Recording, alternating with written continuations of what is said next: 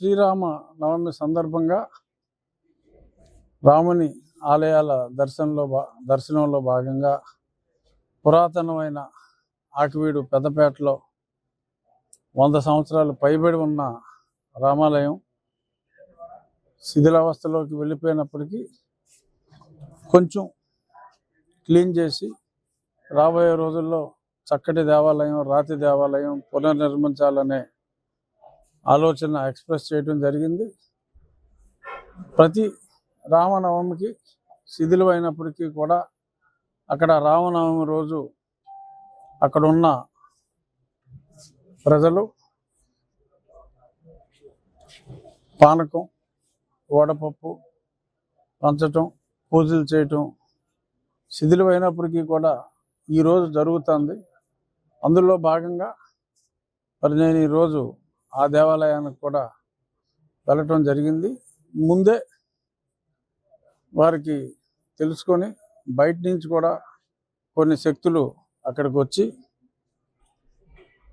కత్తులు, చాకులు, మేకులు, ఇదొక చెక్కలకి మేకులతోటి రెడీగా ఉండి అటాక్ చేయడానికి ఇటువంటివన్నీ కూడా రెడీ చేసుకుని మహిళలు కూడా బొట్టు లేకుండా మహిళలు అక్కడ ఉన్నారు. అంతా రెడీగా వాళ్ళని మోటివేట్ చేసి బయట వాళ్ళు కూడా వచ్చి లోకల్ వాళ్ళు ఉన్నారు, బయట వాళ్ళు ఉన్నారు. నేను దేవాలయంలోకి వెళ్ళి రాముల వారికి దండ వేసే ప్రయత్నం చేస్తూ ఉంటే అక్కడ మహిళలు, పొట్టు లేని మహిళలే, దండ వేయడానికి వీలు లేదు, రాముడికి దండ వెయ్యము అనే కండిషన్ మీదే మేము పర్మిషన్ ఇచ్చాము రావటానికి. మరి వాళ్ళ పర్మిషన్ ఇవ్వటం ఏంటో నాకు అర్థం కాదు. రామాలయం ఎప్పటి నుంచో ఉంది, లోపల రాముడి విగ్రహాలు ఉన్నాయి. అయినప్పటికీ మరి శ్రీరామనవమి రోజు శ్రీరాముల వారి దేవాలయంలో శ్రీరాముల వారికి దండ వేయటానికి మరి అన్యమతస్థులు పర్మిషన్ ఇస్తే కానీ వేయలేని దుస్థితిలో ఉన్నామా అని ఒక క్షణం నేను బాధపడి నేను రాముల వారికి దండ వేయటం జరిగింది. వాళ్ళు కూడా ప్రారంభించారు. నేను బయటికి కారు ఎక్కేటప్పుడే కారు మీద కూడా కొంత దాడి జరిగింది. గీతలు పెట్టారు, దడ అద్దాలు కొట్టారు. కానీ గట్టి అద్దాల మూలన బుల్లెట్ ప్రూఫ్ కాకపోయినప్పటికీ కొంచెం డిఫరెంట్ అద్దాల వలన అద్దం పగలలేదు. బయలుదేరిన మరుక్షణం వాళ్ళు ముందే దగ్గర పెట్టుకున్న ఆయుధాలతో, ఎందుకంటే నేనుంటే కొంచెం సిఆర్పిఎఫ్ ఇతర పోలీసులు కూడా ఉన్నారు కాబట్టి రాలేకపోయారు. మొత్తం వాళ్ళు తీసుకొచ్చిన ఆయుధాలతో అందరి మీద దాడి చేయటం, మరి ఒక అతని తలలో మేకుని దిగ్గొట్టి చాలా చోట్ల అటాక్ చేశారు. ఇంకో అతనికి ఈపంతా 10-12 కత్తిపోట్లు, 1-2 పోట్లు తిన్న వాళ్ళు, చాకుపోట్లు చాలామంది ఉన్నారు. బట్ మెయిన్ ఒక 3 పరిస్థితి అతి తీవ్రంగా గాయపడ్డారు. ఆ తలకి గాయమైన వ్యక్తిని కూడా ఇప్పుడు చూడటం జరిగింది. ఐసీయూలోనే ఉండాలి. పరిస్థితి ఆందోళనకరంగానే ఉంది. ఆ దిగిన ప్రదేశం ఒక అంగుళం పక్క నుండి ఉండే స్పాట్ డెడ్ అయ్యేది. రాముడి దయతో క్షేమంగా బయటపడతాడనే ఆశిస్తున్నాం. ఏదైనా ఎవరి మతం మీద వాళ్ళకి గౌరవం ఉండొచ్చు, కానీ ఇష్టం ఉండొచ్చు, కానీ పరమతం అంటే ఇంత ద్వేషం, పరమతస్తుని చంపేయాలి అన్నంత ఆవేశం, ఆక్రోశం మరి ప్రత్యక్షంగా ఈరోజు చూడటం జరిగింది. మరి ఇది దేనికి దారితీస్తుంది అనేది, ఈ వెర్రి అనేది, ఈ ఉన్మాదం అనేది ఫర్దర్గా వేలునకుండా దీన్ని ఈ స్టేజ్లోనే ఒకటి వేళ్లతో అంటే ఉన్మాద చేష్టల్ని ఇప్పుడే సమూలంగా ఈ చిగురులు వేసే సమయంలోనే మనం ప్రభుత్వం చట్టపరంగా అన్ని చర్యలు తీసుకోవాలి. తప్పకుండా చర్యలు తీసుకుంటుందనే నేను కూడా భావిస్తున్నాను. ఖచ్చితంగా అక్కడ అన్ని రికార్డ్స్ కూడా స్పష్టంగా ఉన్నాయి. 1932 ఆర్ఎస్ఆర్ రికార్డ్స్ కూడా స్పష్టంగా ఉన్నాయి. అక్కడ గుడి రామాలయం అనే ఉంది. రామాలయం పేరు మీదే గత కొన్ని దశాబ్దాలుగా అక్కడ బిల్లు కూడా పే చేయడం జరుగుతుంది. రాముల వారి విగ్రహాలు ఉన్నాయి. అన్ని డాక్యుమెంట్స్లో కూడా రామాలయం అనే చాలా స్పష్టంగా ఉంది. కాబట్టి ఈరోజు తీసుకున్నాం ఖచ్చితంగా నిర్ణయం, కమ్ వాట్ మే,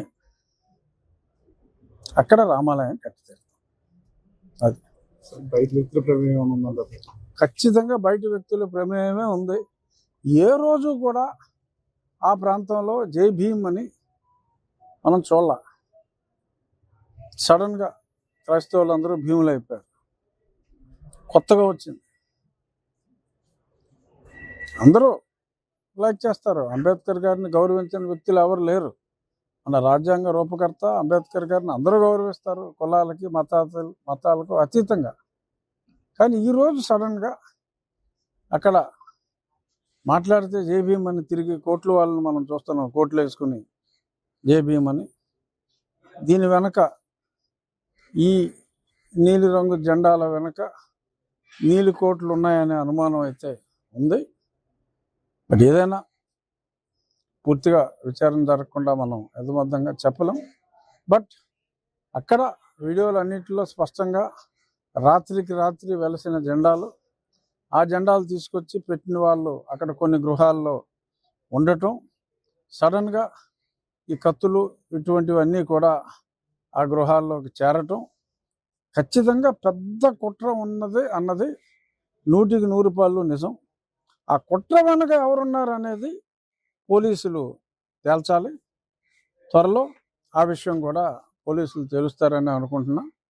ఇప్పుడు అందులో ప్రముఖంగా ఎవరెవరైతే పాత్ర వహించారో అందరూ చూశారు, వాళ్ళని ఐడెంటిఫై చేశారు, పేర్లు చెప్పారు. వాళ్ళు మరి రివర్స్లో ఇప్పుడు వీళ్ళని ఎవరైతే పొడిచేశారో ఇక్కడ, ఆ పొడిచిన వాళ్ళు మేము దెబ్బలు తినేసామని చెప్పి కనీసం మరి సింబాలిక్గా కూడా పొడుచుకోవాలి. వాళ్ళు ఉత్తినే ఫ్రెష్గా వెళ్ళి మమ్మల్ని అడ్మిట్ చేసుకోండి అని అడిగితే, నాకున్న సమాచారం ఇంత బ్రహ్మాండంగా ఉన్న వాళ్ళని అడ్మిట్ చేసుకోరమ్మా అని చెప్పడం జరిగిందని తెలిసింది. మరి ఖచ్చితంగా వాళ్ళని అరెస్ట్ చేయాలి, చేస్తారని అనుకుంటున్నా. లా అండ్ ఆర్డర్ పరిస్థితి కంట్రోల్లోకి రావాలి. హౌస్ సెర్చ్ అంతా కూడా చేసి ఎవరెవరు వచ్చారు, కొత్తగా ఎవరెవరు వచ్చారు, ఏ మిషన్లో సభ్యులు వచ్చారు అనేది ఐడెంటిఫై చేసి నిజాలు పోలీసులు వెలికి తీయవలసిన అవసరం ఉంది. ఇక్కడ ఎటువంటి రాజకీయాలకి అవకాశం లేకుండా నిష్పక్షపాతంగా ఈ ఎంక్వైరీ జరగాలని ఆకివీడు ప్రజలే కాదు, యావత్ రాష్ట్రంలోని తెలుగు రాష్ట్రాల్లోని రామభక్తులు అందరూ కూడా కోరుకుంటున్నారు. ఎందుకంటే ఇంత దారుణంగా పండగ రోజే రామాలయంలోకి రామభక్తులు వెళ్తే చంపేస్తాము అనే ఇండికేషన్ ఇవ్వటం ఏ రామభక్తుడి హృదయం, ఏ హిందూ హృదయం తట్టుకునే పరిస్థితిలో లేదు. ఏమిటి వెర్రి, ఏమిటి ఉన్మాదం అనే ప్రతి ఒక్కళ్ళు ఆలోచిస్తున్నారు. చూద్దాం ఏం జరుగుతుందో. సాయంత్రానికి ఎంతమందిని అరెస్ట్ చేస్తారు, ఎన్ని రోజుల్లో ఈ కుట్ర కోణం బయటకు వస్తుంది అనేది చూడాలి.